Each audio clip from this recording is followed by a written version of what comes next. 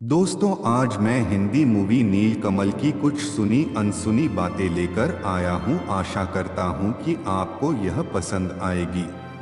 नीलकमल 1968 की भारतीय हिंदी भाषा की रोमांटिक थ्रिलर है जो राम माहेश्वरी द्वारा निर्देशित है, जिसमें मुख्य भूमिका में वहीदा रहमान, राजकुमार, मनोज कुमार, महमूद, बलराज साहनी, ललिता पवार और शशिकला हैं। दोस्तों, इस कहानी का टूकसार कुछ इस प्रकार है। सीता और उसकी सहेलियां कॉलेज ट्रिप पर जाती हैं। सीता नींद में चलने लगती है और जब वह रेलवे ट्रैक पर ट्रेन की चपेट में आने वाली होती है तो राम उसे बचा लेता है। प्रभावित होकर उसके पिता उसकी शादी राम से करवाने का फैसला करते हैं। विवाह के बाद सीता को पता चलता है कि उसकी नींद में चलना सामान्य प्रकार की बात नहीं है, क्योंकि यह उसे उसके पिछले जीवन की कहानी में ले जाता है। चित्रसेन नामक एक कारीगर राजकुमारी नीलकमल, सीता जो अपने पिछले जन्म में थी, से प्रेम करता था। राजा अपनी बेटी के लिए उसके विवाह को अस्वीकार कर देता है और सजा के तौर पर उसे जिंदा दफना देता है।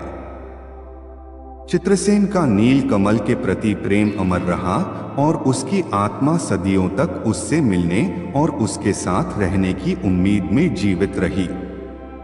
एक रात नींद में चलते समय सीता को एक गीत के माध्यम से चित्रसेन के दफनाने के लिए आमंत्रित किया जाता है। उसकी सास, जो बहुत ही क्रोधी है, मानती है कि सीता का किसी से प्रेम संबंध है और वह उसे अपनी ननद चंचल के साथ घर पर कठिन समय देती है।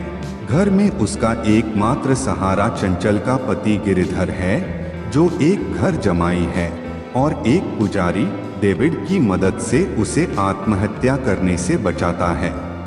सीता के पिता भी अपनी बेटी की तलाश में राम के घर आते हैं, जिन्हें उन्होंने पहले भी कई बार सीता के नींद में चलने की बात बताई है। हालांकि गिरधर द्वारा सीता के मरने की सूचना मिलने के बाद राम का परिवार राम की दूसरी शादी की तैयारी करता है, लेकिन गिरधर गुप्त रूप से राम को बता देता है कि सीता जीवित है और अब गर्भवती है।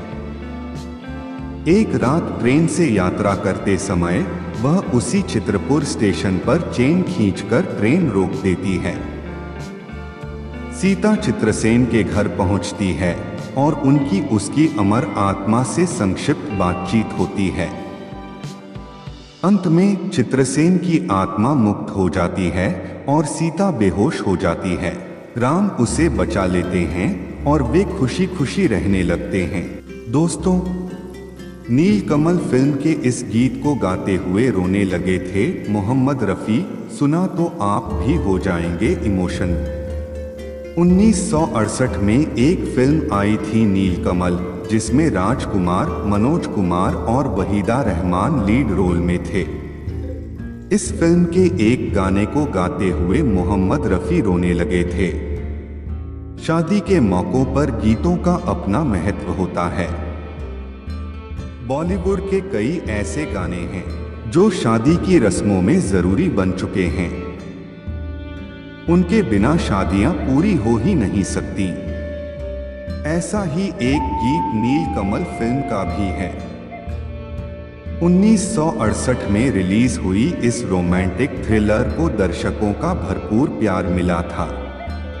इसका संगीत और कहानी दोनों ही अलग थे, लेकिन इस फिल्म का एक गाना आज 57 साल बाद भी हमारी जिंदगी का अहम हिस्सा बना हुआ है। यह गीत है बाबुल की दुआएं लेती जा, जा तुझे सुखी संसार मिले। यह वो गीत है जो बेटी की विदाई पर अक्सर शादियों में सुना जा सकता है। इस गाने से जुड़ा एक दिलचस्प वाकया भी है। बताया जाता है कि इस इमोशनल गीत को गाते समय मोहम्मद रफ़ी अपने इमोशंस पर काबू नहीं रख सके थे। उन्होंने जैसे ही गीत को गाना शुरू किया, वह भावनाओं के भंवर में फंसते चले गए। वह गाते जा रहे थे और उनका गला भरता जा रहा था। इस गाने का अंत होते होते वह रोने लगे थे। न सिर्फ मोहम्मद रफ़ी की आंखें इस गाने को गाते समय नम हो गईं, बल्कि यह फिल्म जब रिलीज हुई थी इसने हर उस पिता की आंखों को नम कर दिया जिसने अपनी बेटी की डोली खुद अपने हाथों से विदा की। बाबुल की दुआएं लेती जा जा तुझे सुखी संसार मिलेगा म्यूजिक रवि ने दिया, जबकि इसके लिरिक्स साहिर लुधियानवी ने लिखे। नीलकमल फिल्म को राम महेश्वरी ने डायरेक्ट किया था।